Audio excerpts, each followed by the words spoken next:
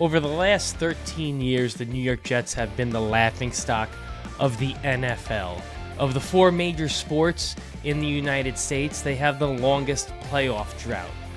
During that time, GM after GM have tried fixing the Jets, and all have failed miserably.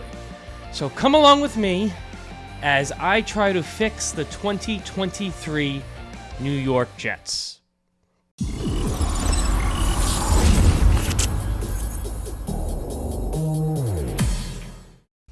What's going on, everybody? As always, I'm Pat. This is JetCast.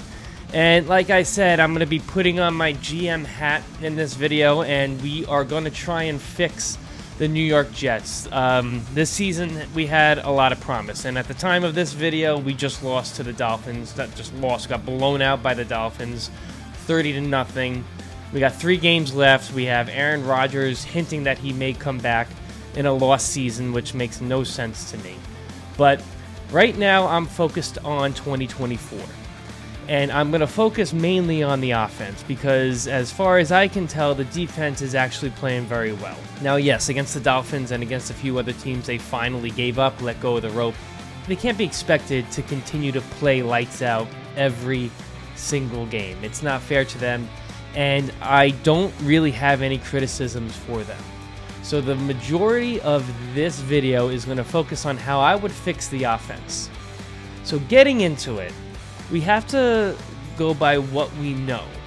And I think we can correctly assume that the entire offensive coaching staff is going to be coming back next year.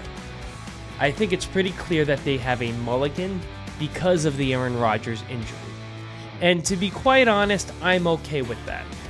I think the offense does work under Aaron Rodgers, and I think the majority of the season is, not the majority, but the entire season is derailed 4 plays in when he tore his Achilles.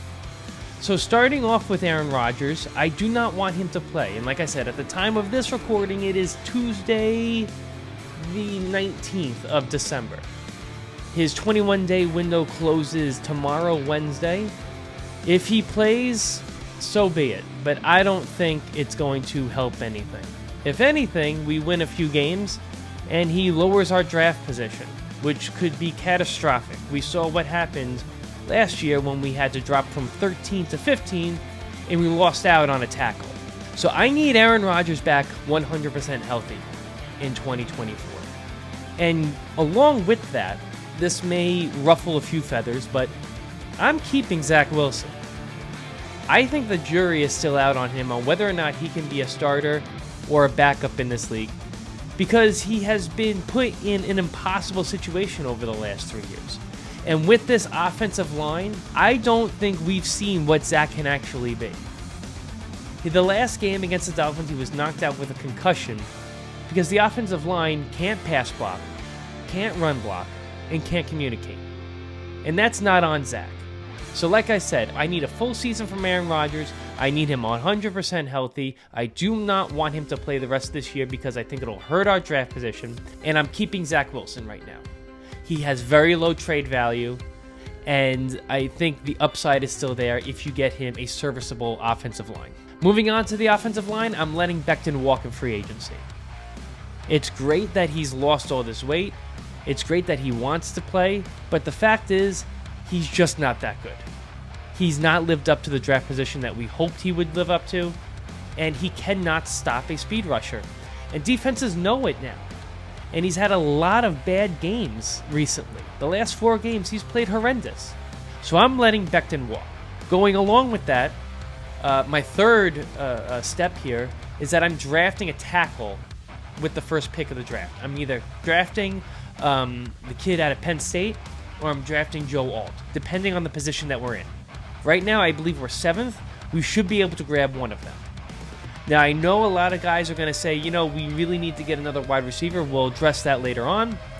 Other people will say we need a quarterback for the future. I would rather have 2 years of Aaron Rodgers behind a healthy O-line right now.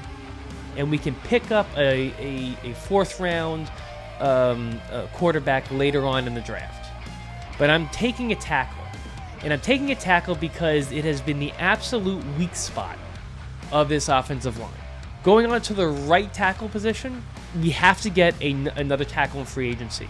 We got Tyron Smith, Trenton Brown, and Jonah Williams are all going to be free agents. One of them is going to shake loose, and we have to get one of them on our team. The two tackles of this offensive line have been the weak spot of this team. And I do not want to see them in a position where they have to put AVT, who should be our starting guard, out into tackle, because he's gotten hurt there 2 years in a row. The two games, both in Denver, where he got hurt, he was playing tackle. He's not a tackle. His arms aren't long enough. He's a guard. And he's actually very good at guard. My starting O-line for 2024 would be our draft pick. I like Joe Alt a little better. So our draft pick at the left tackle position, Lincoln Tomlinson, the only guy who's been healthy all year. He's been average at best, but he's been healthy. And he's a staple on the offensive line right now. Joe Tippmann at center, who's playing phenomenal right now. He looks like he could be our center for the next 10 years. AVT at right guard, and then a free agent at right tackle. That's our offensive line. And we have to pray that everybody stays healthy. Because right now, it is a combination of not being able to stay healthy and poor performance. The offensive line is the Achilles heel of this entire problem. Moving on to wide receiver, we need another. We just need another receiver. I can't trust Lazard anymore. He drops the ball too many times. He seems very disinterested. We have videos of him playing with a soccer ball at practice. So we need to go out and we need to either draft another wide receiver in late rounds, see if we can find a little diamond in the rough. But Mike Evans is going to be a free agent, and he's only 30 years old. I would back up the Brinks truck for Mike Evans and get him in here. If Devontae Adams does not want to be in Vegas anymore and he wants to be with Aaron Rodgers, go trade for him. Let's put the best rosters we can in this next 2-year window for Aaron Rodgers. I know it'll probably cost a lot. I do not want to give up a first-round pick. I don't think Adams right now is worth a first-round pick. We need that first-round pick for the offensive line, but we need another wide receiver. Because once Corey Davis retired, the roster, the depth chart, became paper thin. McCole Hardman wasn't doing anything. We let him go, and Lazard can't catch. Garrett Wilson is playing with one arm. His elbow's been hurt all year, and he's still putting up fantastic numbers. And finally, again, this may ruffle some feathers, but I'm bringing back Dalvin Cook if he wants to be here. We need another big back. We need to keep him because he's a big back that can run between the tackles, and Izzy isn't just going to do it. Michael Carter was never able to do it. If you want to draft a running back in the later rounds, a second or a fourth rounder, I'm fine with that too. But I think Dalvin Cook's upside outweighs letting him go, especially with the offensive line the way it is. Again, everything starts and ends with the offensive line. Breece Hall can't get going. Dalvin Cook can't get going because the offense can't get out of their own way. As far as the tight ends go, I think the combination of Conklin and Ruckert is actually really good. Ruckert has been coming on really well so far this season, blocking and catching. That is the key here. That's how I am fixing the Jets. That's how I'm fixing the offense, at least. I think this team looks way different with a tackle you can trust, a healthy AVT, and another wide receiver. Those are the three. You could say Aaron Rodgers being healthy as a fourth, but that's a given.